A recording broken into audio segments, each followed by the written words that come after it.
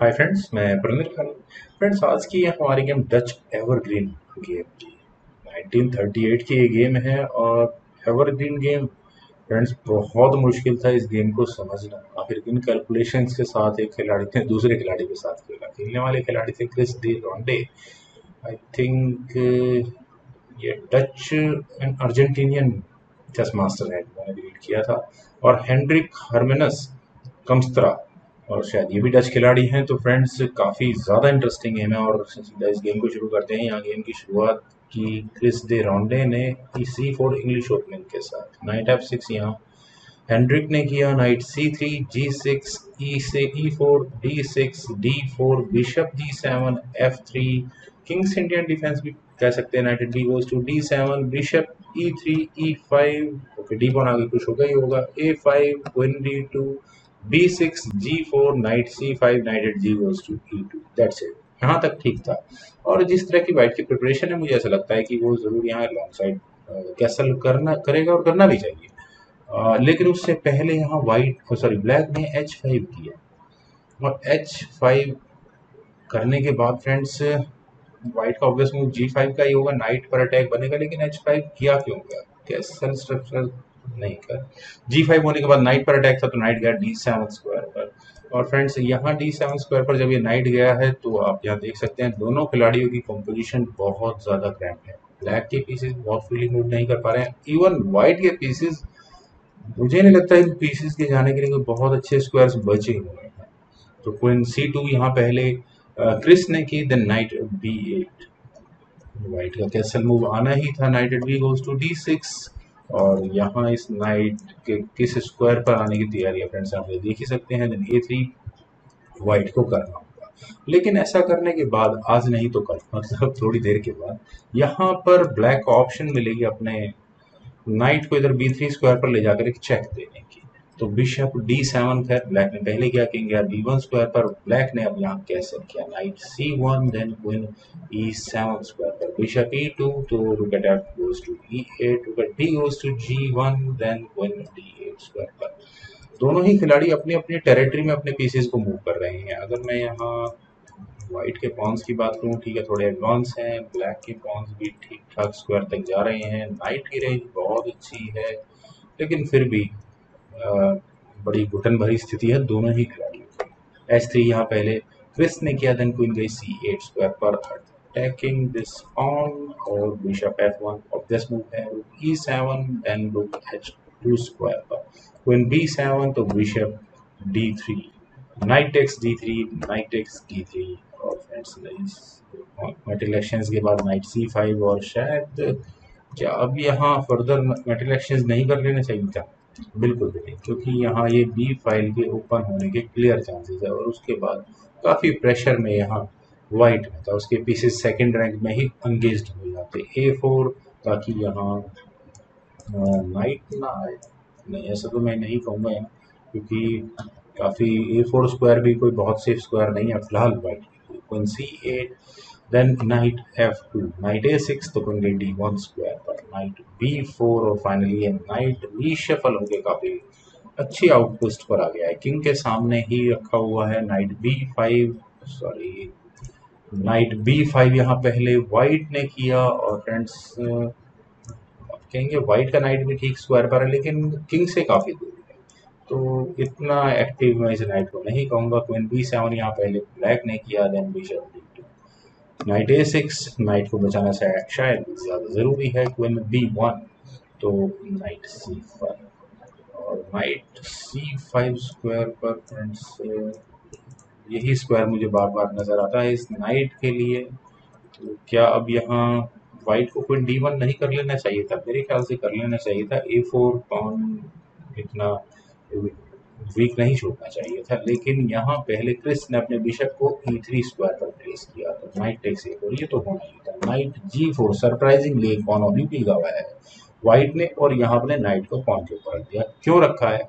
क्योंकि उन्हें यहाँ किसी भी कीमत पर आई थिंक ये H फाइल ओपन करवानी है। लेकिन उससे मुझे अभी कुछ भी ऐसा नजर नहीं आता, क्योंकि यहाँ डार्क डार्क स्क्वायर बिशप है, जो किसी भी पीस को, स्पेशली क्वीन को, कभी भी यहाँ H8 स्क्वायर पर आने ही नहीं देगा। एच टेक जी फोर ऑब्वियस मूव है, फ्री का नाइट मिल रहा है। एच टेक जी फोर एक नाइट और यहाँ एक पॉन, सॉरी एग्जैक्टली कहें तो एक नाइट यहाँ पर वाइट डाउन हो चुका है। और अब यहाँ गेम किस तरह से आगे बढ़े, but about this bishop takes b5 शायद कर लेना चाहिए था।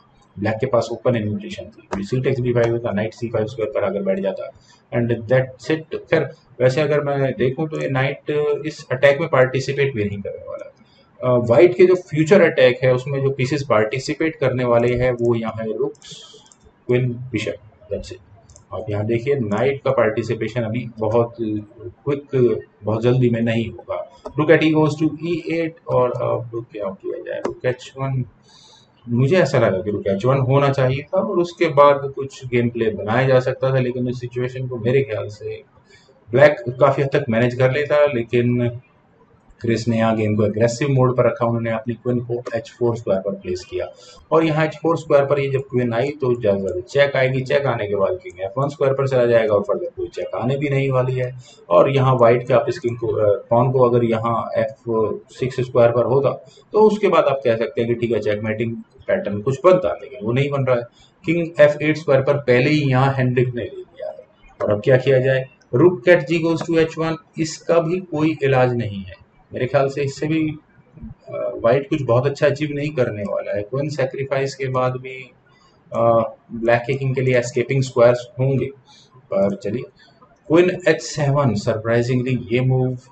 चलिए नाइट c5 बहुत ज़्यादा कुछ मुझे खास लगता नहीं कि होने वाला है, लेकिन ऊपर से अब यहाँ एक अननेसेसरी है, क्रिस ने अपने इस अननेसेसरी नाइट को d4 स्क्वायर पर प्लेस किया।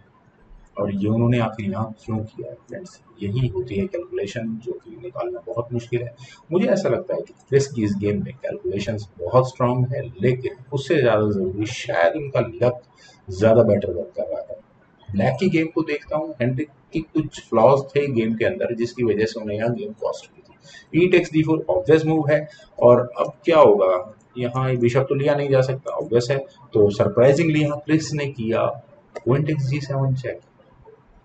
ये आखिर किस कैलकुलेशंस के साथ किया है फ्रेंड्स, ये थोड़ा सिंपल है। किंग टेक्स जी सेवन हुआ तो bishop takes D four check होगा ही होगा। और अब ये किंग कम से कम 8th रैंक में कहीं भी नहीं जा पाएगा, क्योंकि यहाँ से पहले रुक की चेक आएगी और उसके बाद बिशप।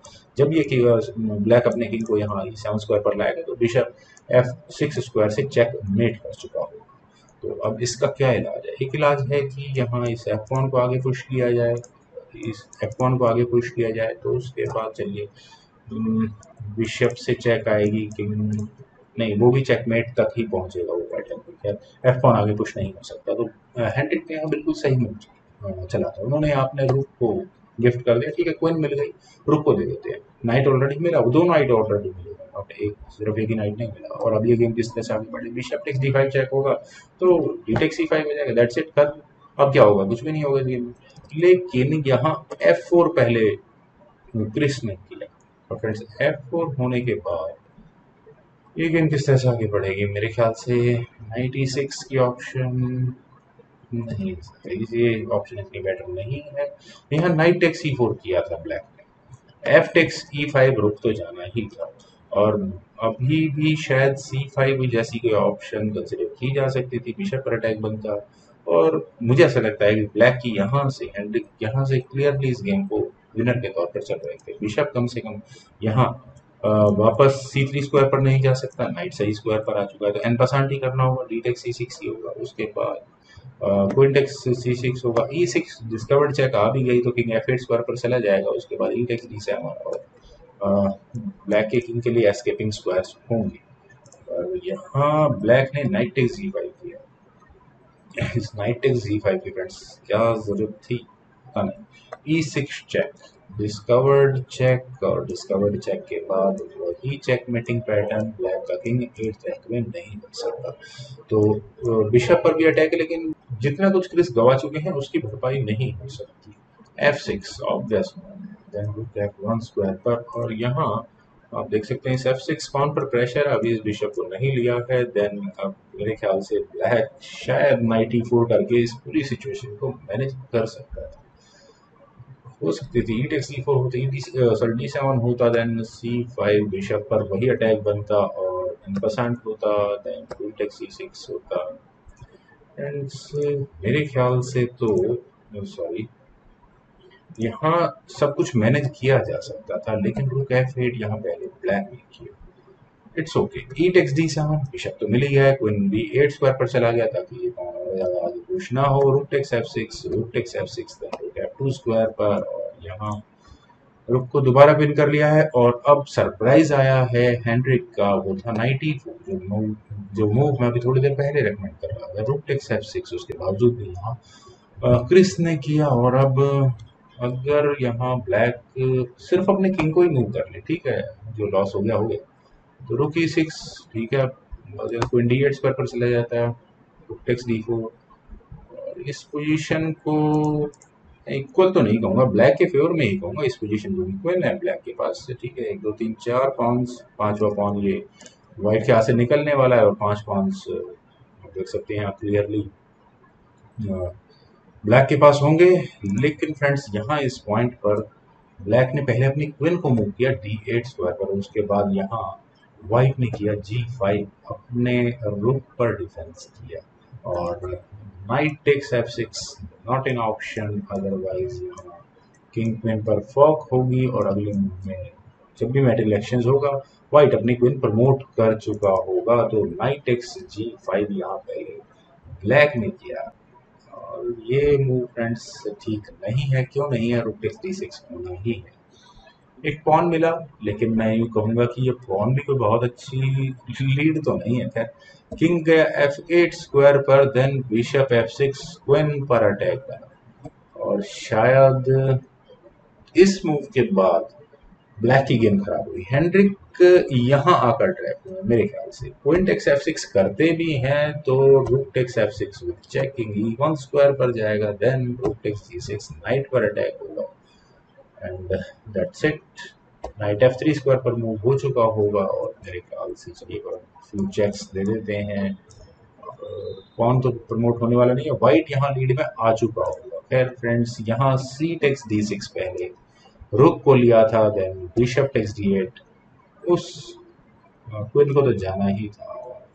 ऊपर से जिस तरह से मेटल एक्सचेंज हुआ है, यहाँ D8 स्क्वायर पर व्हाइट का कब्जा हो चुका है। नाइट गया F7 स्क्वायर पर बिशप पर अटैक करने के लिए, तो बिशप गया F6 स्क्वायर पर, और यहाँ इस मूव के बाद हेनरिक को रिजाइन करना पड़ेगा। फ्रेंड्स, कम से कम यहाँ ब्लैक को अपना नाइट गंवाना होगा, और उसके बाद ये दो कनेक्टेड पॉन्स जो व्हाइट के आने वाले हैं, क्योंकि मुझे नहीं लगता कि जो डार्क स्क्वायर पर पॉन्स रखे हैं ब्लैक के, ये बहुत देर तक डिफेंड हो पाएंगे। तो फ्रेंड्स, काफ़ी इंटरेस्टिंग गेम थी, evergreen game, Dutch evergreen game. In fact तो एम्स्टर्डम नीदरलैंड में गेम हुई थी, कह सकते हैं फ्रेंड्स।